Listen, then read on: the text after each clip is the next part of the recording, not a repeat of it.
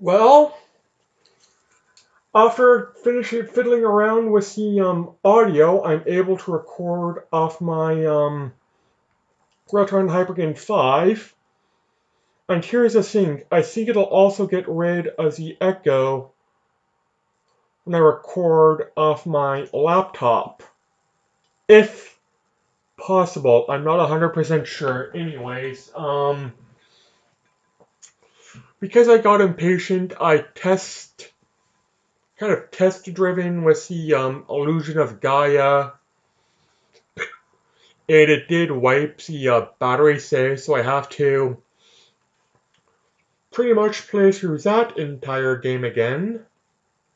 But you know what? Again, I'm not that far in. I think it took me it took me a while because I just didn't have the motivation to do it. But anyways, now that I have my Retron Hyperkin 5, meaning that I can use save states, I can play games like this. And I can also do my Super Mario Brothers playthrough because I can use save states. I don't need the battery save anymore.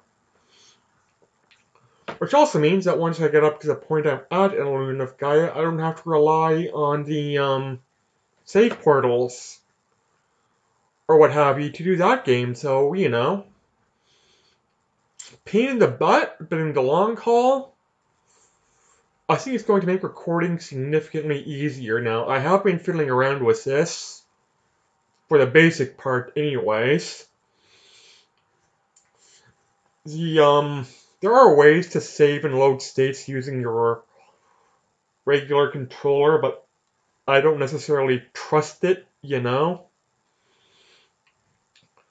So what I'm going to do is just have my regular Retron Hyperkin 5 controller beside me with the cord plugged in. It does shut off automatically after a while, so loading and saving states can be a pain in the butt that way. But alas, I can play off ROMs now. I am using an emulator, but I'm not using official or a well, I shouldn't say an official emulator. I'm using a emulator which dumps the ROMs directly off the carts. I'm not playing directly off my computer. I'm playing off a console directly off my TV. And it allows me to see save states. Now, it doesn't allow me to use a lot of save states in the internal memory. I do have an SD card for it, but I think that's mostly more for more ROMs and hacks, patches, cheats, what have you. But alas, I can now play games like this. And these were the games, again, I originally wanted to do retro games, but didn't know how to do them without using save states. This is why I've been focusing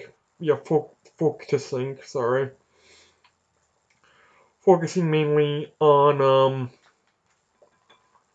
retro games which has a save feature in them. I don't have to do that anymore. Up there is, I believe, it's just a dagger, but you know what? I have no sub weapon anyways. I'll grab the dagger and move on. So yes, I can now do a whole new wide variety of games, including Super Famicom games. I think I can do Super Famicom games as well. I know the Retro Napkin 3 supported Mega Drive, but it supported it in the same slots. This has 4 slots, 4 carts. Console carts. Genesis, Super Nintendo, and it has a separate cart for the Famicom, which looks kind of a little bit like an upside down Nintendo cart, but I think there is a bit of a size. Let me see. Yeah, there is a little bit of a size difference, so I can play Japanese Famicom carts. Plus, it also has a cart for Game Boy, Game Boy Color, and Game Boy Advance, which I've been wanting for a while. Now, I'll be honest with you, I don't know how the Game Boy Color and Game Boy Advance carts fit in, so I will have to pick up a Game Boy cart. I mean, Game Boy and Game Boy Colors are the same size, correct? I think they are. And figure out how they fit in this port, but I do know what from what I've researched off YouTube, I do know that port does take Game Boy and Game Boy Color. I guess I don't know how they fit in. It's been I grew up with the Game Boy, and finally I can honestly see the Game Boy was my first gaming system, not a Nintendo, a Game Boy, but I don't remember how well large the Game Boy carts were, to be honest with you. And judging by the port for the port for the carts, it looks, damn it, I didn't want that. It looks quite behemoth from what I remember, but then again, it's been a while since I've played a Game Boy, so perhaps the Game Boy carts were originally that wide. Anyways, now I can do handhelds. Game Boy, Game Boy Color, and Game Boy Advanced playthroughs, which opens a wide array of possibilities for me, which is great. Plus, I can use save states, which opens a wide array of possibilities as well, because before save states, like, I'd either have to do games like this in one continuous playthrough and break them up, or use an emulator on my computer, which I'm not comfortable doing. It's not that I don't have anything against emulation. In fact, I'm rather for it. The problem is, I just don't know how to use them off my laptop. It's not that I'm against emulation for, ethical or moral reasons or whatever. It's more convenient reasons for me, I don't know how to use emulators off my laptop. That's why I prefer playing on a cart. So yeah. I have used emulators, well, I should say, yeah, you know what, I'll do it. I have used emulators on my phone, but that's a phone. How do I record off my phone? And also, playing anything off a touchscreen phone, I find anyways, little bit of a pain in the butt because, when I'm playing a video game, I like the feel of a controller and buttons, I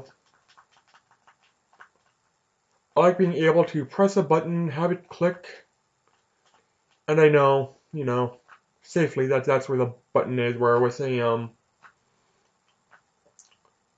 touchscreen, a little bit more finicky now, There were some games I found with the touch screen that controlled relatively well on my phone, but it was still, not as comfortable as playing with a controller, I like playing with the original controllers. That's one of the reasons I like to damn it, no.